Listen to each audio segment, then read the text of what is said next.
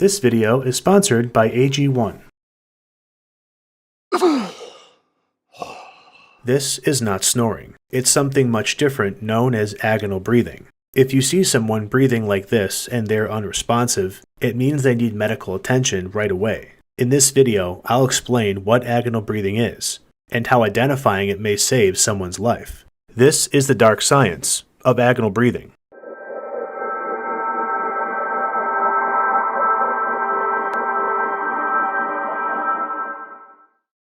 The brain is one of the most oxygen-demanding organs in the body. It's no larger than the size of two fists, but consumes 20% of the oxygen you inhale. This is because the brain has an energy-intensive job of processing 11 million operations per second. This includes maintaining homeostasis, keeping track of 78 organs, and sustaining consciousness. In addition to oxygen, the brain needs vital nutrients, which can be obtained through AG1. AG1 is a foundational nutrition supplement formulated to raise your baseline health by supporting the whole body, brain, and gut. Each scoop provides important vitamins, antioxidants, probiotics, and minerals that supply vital nutrition to keep your body healthy.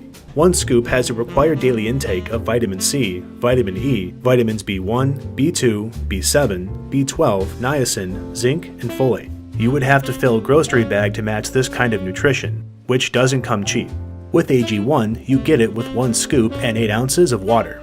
Daily intake of antioxidants helps to reduce free radicals. Zinc and vitamin C are crucial to managing your immune system. In my own experience, AG1 has increased my energy throughout the day, to where I no longer need coffee to stay awake. I also have better focus and don't feel as hungry. Go to drinkag1.com/dark science to get a free 1-year supply of vitamin D3 plus K2. And 5 AG1 travel packs with your first purchase. Thanks to AG1 for sponsoring today's video.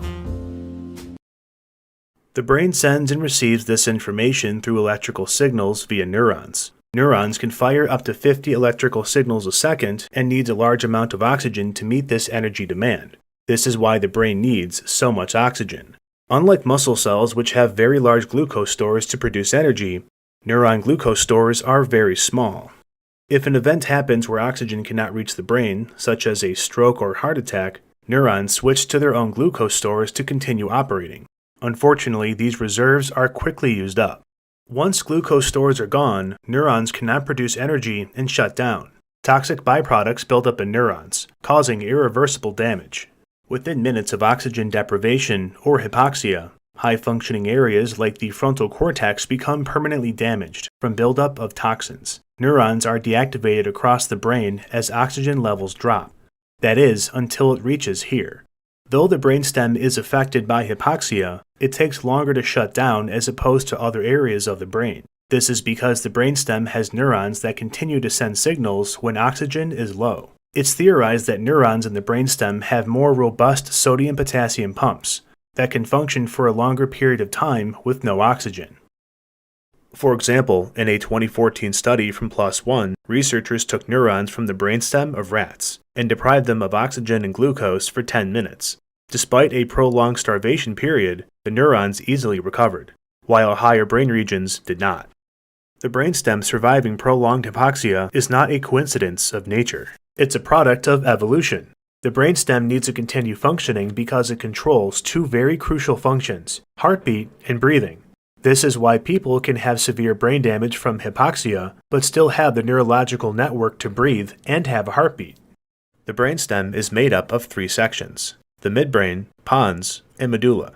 The pons and medulla are responsible for breathing and heart rate, whereas the midbrain controls sensory processing, sleep-wake cycles, and eye movement. Eventually, oxygen deprivation affects the upper brainstem, causing the midbrain to shut down. All that's left is the pons and medulla.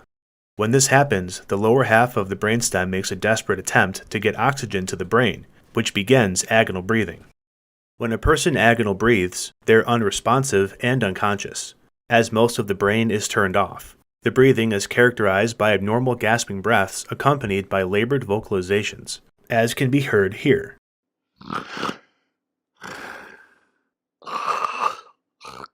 The breaths, though consistent and often deep, are not actually helping. Though agonal breathing is done to obtain more oxygen, it's a clear sign that the brain is not receiving it.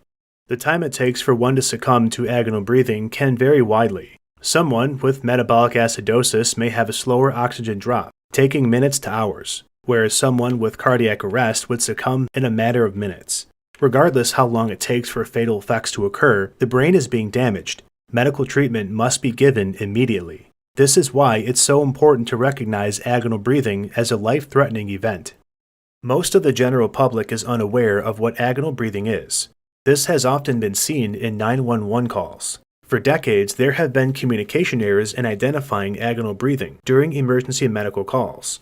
For example, callers say that someone is unconscious but still breathing, when in fact they are agonal breathing. The dispatcher takes this to mean that the person is breathing and therefore still has a heartbeat, so CPR is not recommended.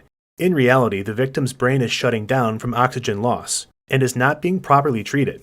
When EMTs arrive, the person has succumbed to cardiac arrest or has severe brain damage from prolonged loss of oxygen. CPR is the most effective treatment while waiting for EMTs during cardiac arrest events. Agonal breathing occurs in about 40% of cases of cardiac arrest or cessation of heartbeat. Unlike a stroke or brain trauma where oxygen cannot reach the brain due to an obstruction, in cardiac arrest, oxygen is not reaching the brain because the heart stopped beating. If CPR is performed, the brain may receive enough oxygen to delay brain damage or worse. In cases of agonal breathing caused by cardiac arrest, if dispatchers are not properly informed, life-saving measures cannot be taken. In the mid-2000s, a new protocol was used to help dispatchers better identify cases of agonal breathing, and more specifically cardiac arrest. In the new protocol, dispatchers used an algorithm that dealt with cases of someone being unconscious. The dispatcher asked if the person was still breathing, and if they had a pulse. If no pulse was found, despite the person still breathing, the dispatcher directed CPR to be performed. This prevents the miscommunication issue of unconscious but breathing. In one study from 2009, an agonal breathing protocol was instituted in a dispatch center for a large metro area. It was found that by implementing the new protocol, CPR being performed by bystanders rose by 10.6%. and increased overall survival rates. Not all cases of agonal breathing are from cardiac arrest or can be treated with CPR. Agonal breathing can be caused by brain trauma, stroke, heart attack, or metabolic acidosis, and CPR will not help in these cases. Sometimes science can be seen as difficult, foreign, and even boring.